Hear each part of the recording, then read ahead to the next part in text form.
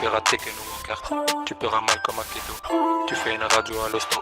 Et je fais une radio en radio. Regardez.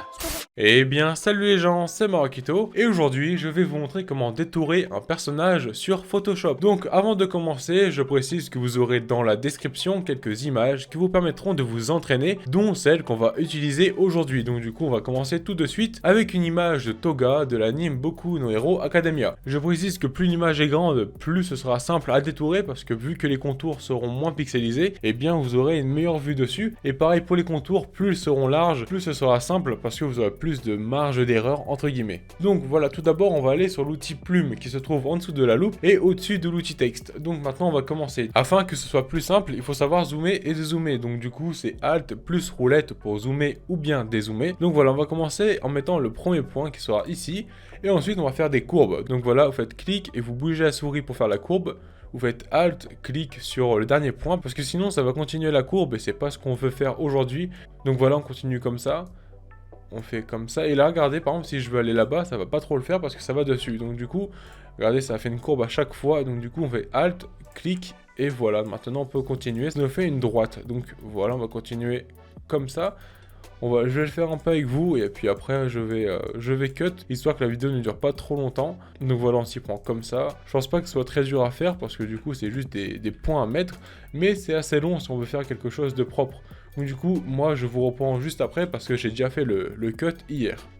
Une fois que vous aurez fini, vous aurez plein de points là autour. Donc du coup, vous ferez clic droit et créer un masque vectoriel afin d'avoir ça. Ce qui va faire que du coup, vous aurez juste ça. Vous aurez que le personnage et vous aurez plus de fond. Mais maintenant, on a un problème. Donc déjà, le fond fait un peu mal aux yeux et puis il n'est pas très confortable au niveau des détails parce qu'on ne verra pas vraiment le blanc qu'on a laissé. Donc du coup, vous allez mettre un fond et le code couleur, c'est 1C, 1C, 1C. Donc c'est un gris vraiment très bien, je trouve, parce qu'on voit toutes les imperfections. Donc je crois que là, on va pouvoir voir du blanc. Donc voilà, on a du blanc ici. Et on peut voir à d'autres endroits aussi que c'est un peu mal fait, et ça on va s'en occuper après. Mais avant, vous verrez que sur le render, là on a des espaces qui sont un peu délaissés parce que du coup on n'a pas pu les faire, étant donné qu'ils sont à l'intérieur du personnage. Donc du coup regardez, c'est ceux-là. Et on a trois, il y a lui, lui et lui. Donc du coup on va refaire pareil, sauf que maintenant on va pixeliser le calque, donc clic droit, pixeliser le masque vectoriel. Et maintenant, on va pouvoir faire ça. Donc, hop, moi j'enlève ça. Et puis, vous allez devoir faire pareil que ce que vous avez dû faire ici. Mais ici, donc du coup, je vais pas le faire parce que je pense que vous savez le faire. C'est très simple, vous faites comme ça. Les points, c'est pareil. Hop, Alt, clic. Vous faites pareil à chaque fois, à chaque endroit. Donc, Alt, clic à chaque fois. Je vous laisse faire ça. Nous, on se retrouve juste après. Donc voilà, maintenant vous verrez qu'il n'y a que le personnage et rien d'autre, à part des imperfections que vous pourrez voir si jamais vous avez un peu raté le cut, comme du blanc ici, ou bien des endroits où vous avez un peu rongé le contour. Donc du coup, c'est ce qu'on va faire maintenant. Donc on va aller ici et vous pourrez voir que là, j'essaie de gommer le plus possible.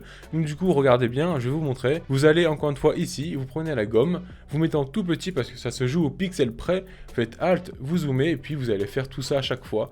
Donc ça peut être assez long, mais bon après, si jamais vous avez voulu faire un render, c'est que vous êtes assez patient. Donc du coup, en soi, c'est assez normal de prendre son temps.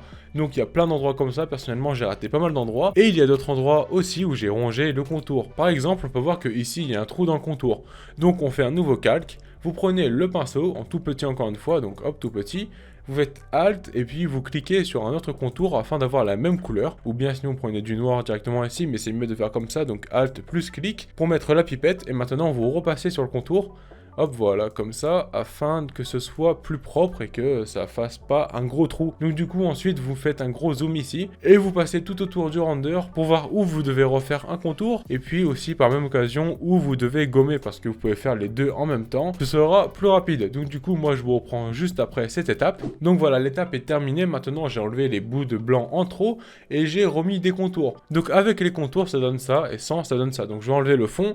Donc on voit quand même une belle différence. Je préfère quand même quand il y a les contours que j'ai fait. Sinon ça fait certains endroits où il n'y a pas de contours et c'est pas très beau. Donc j'ai préféré refaire certains contours qui sont juste ceux-là. Donc voilà, pour enregistrer maintenant c'est simple. Vous faites comme vous voulez, soit fichier enregistré sous, soit exportation, exporter pour le web hérité. Donc vous mettez en PNG 24, optimisez tout ça, vous faites enregistrer. Donc ça c'est les renders que j'ai déjà fait. Donc vous l'enregistrez, voilà. Et maintenant c'est terminé, vous avez fait votre render. Donc j'espère que ce tuto vous aura été utile. Si c'est le cas, n'hésitez pas à me le faire savoir.